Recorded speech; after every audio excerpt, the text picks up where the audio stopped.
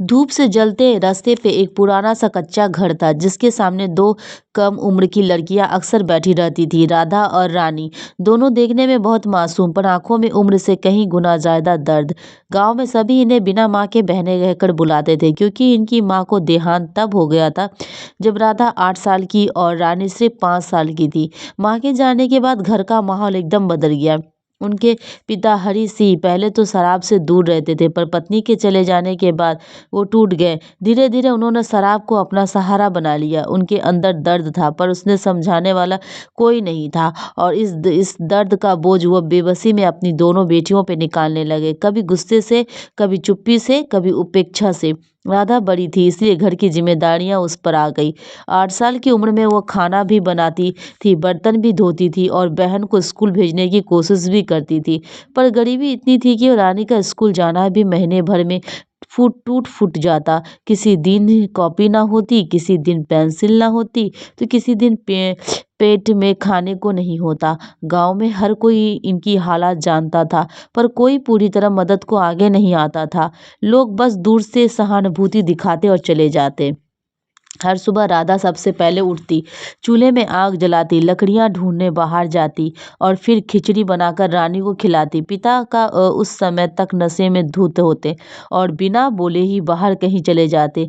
कभी कभी कई दिनों तक काम ढूंढने भी नहीं जाते और भूखे प्यासे घर लौटते। रानी अक्सर राधा से पूछती, दीदी माँ कब आएगी? राधा उसकी बात सुनकर बस उसे बाहों में भर लेती। माँ नहीं आएगी पर हम दोनों मिलकर सब ठीक कर देंगे। लेकिन राधा के मन में कहीं ना कहीं यही आवाज गूंजती रही, क्या सच में सब ठीक हो जाएगा? गांव में कुछ लोग बहुत अच्छे भी थे पर कुछ ऐसे भी थे जो गरीबियों के घावों पे नमक छिड़कने में आनंद लेते थे। जब वह बहनें कुएं पर पानी भरने जाती तो कुछ औरतें फुसफुसाती, बेचारियां माँ बिन की लकड़ियां, उनका बाप तो पूरा पागल हो गया है। राधा यह सब सुनकर चुपचाप सिर झुका लेती पर रानी का दिल टूट जाता। दीदी लोग हमें ऐसा क्यों बोलते हैं? क्योंकि उन्हें अपनी जुबान चलाने की आदत है, राधा कहती। हमें बस खुद पे भरोसा रखना चाहिए। राधा की यही समझदारी उसे रोज रोज टूटने से बचाती थी। एक दिन तेज बारिश हो रही थी, घर की छत टपक रही थी और दोनों बहनें कोने में दुबक कर बैठी थी। पिता पास ही लेटे हुए थे, शराब के नशे में बेहोश। अचानक रात को उनकी तबीयत बिगड़ने लगी। राधा को समझ नहीं आया कि क्या करे। बारिश इतनी थी कि कोई बाहर निकल ही नहीं सकता था। रानी रोती रही, दीदी पापा को कुछ हो जाएगा क्या? राधा ने हिम्मत करके बाहर गांव की दाई के घर गई। बारिश में भीगते भीगते उसने दाई को घर बुलाया। दाई आई, कुछ दवा दी और बोली, राधा अब तुम्हारे पापा को शराब छोड़नी होगी वरना तुम दोनों की जिंदगी और मुश्किल हो जाएगी। राधा ने सिर हिलाया पर उसे पता था कि पापा का सुधरना आसान नहीं होगा। इनके जीवन में खुशियां बहुत कम थी पर जो भी मिलती थी बड़ी कीमती होती थी। कभी किसी दिन गांव की एक दयालु अम्मा रानी को पुरानी फ्रॉक दे देती तो रानी उस फ्रॉक को ऐसे संभाल कर पहनती जैसे कोई राजकुमारी का लिबास हो।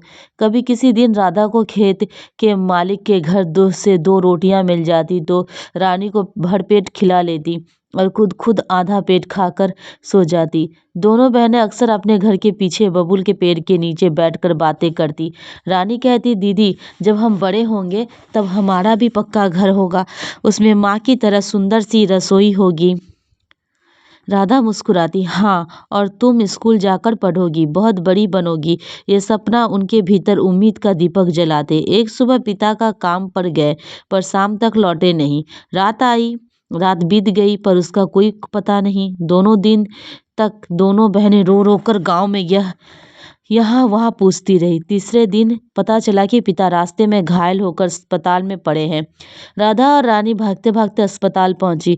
पिता कमजोर थे, उनके चेहरे पे पछतावे की लकीरें थी। उन्होंने राधा का हाथ पकड़ा, बेटी मैं अच्छा बाप नहीं रहा पर अब मैं बदल जाऊंगा तुम दोनों के लिए। राधा की आंखें भर आई, उसने पिता के सिर पर हाथ रखा, बस आप ठीक हो जाइए।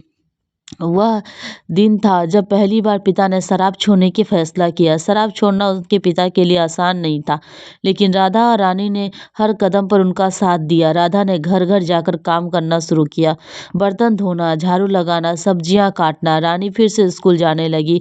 गांव वाले भी धीरे धीरे बदलने लगे। जो लोग पहले ताना मारते थे अब कभी कभी मदद का हाथ बढ़ा देते थे। घर में अब अभी कभी गरीबी थी तक दिक्कतें थी, पर अब डर कम था क्योंकि तीनों अब एक दूसरे का सहारा बन चुके थे। राधा अब 13 साल की हो चुकी थी, रानी 10 की। दोनों बड़ी होने लगी, समझ बढ़ने लगी और पिता भी धीरे धीरे मजबूत होने लगे। वो खेतों में मेहनत करने लगे और शाम को घर लौटकर अपनी बेटियों के साथ बैठकर बातें करते हंसते। रानी स्कूल में सबकी पसंदीदा बच्ची बन गई थी। एक दिन उसके स्कूल में पुरस्कार वितरण था। रानी को सबसे पहले मेहनती छात्र का पुरस्कार मिला। जब उसने मंच से नीचे उतरकर राधा को गले लगाया, राधा की आंखों में खुशी के आंसू रुक नहीं पाए। बिन माँ की दो बहनों की जिंदगी आज भी आसान नहीं थी, पर उसने उसमें ताकत थी कि वो किसी अमीर घर की बेटियों में भी नहीं थी। उन्होंने दर्द में जीकर सीखा था कि अंधेरा चाहे कितना भी गहरा हो, उम्मीद की एक छोटी सी रोशनी भी इंसान को जिंदा रखती है। आज राधा का सपना था कि रानी पढ़ लिख कर अच्छी नौकरी करे और वह खुद भी सिलाई सीखकर अपनी दुकान खोले। रानी का सपना था कि एक दिन वो अपनी दीदी को वह रसोई बनाकर दे जिसके बारे में वो दोनों बचपन से सोचती आई थी।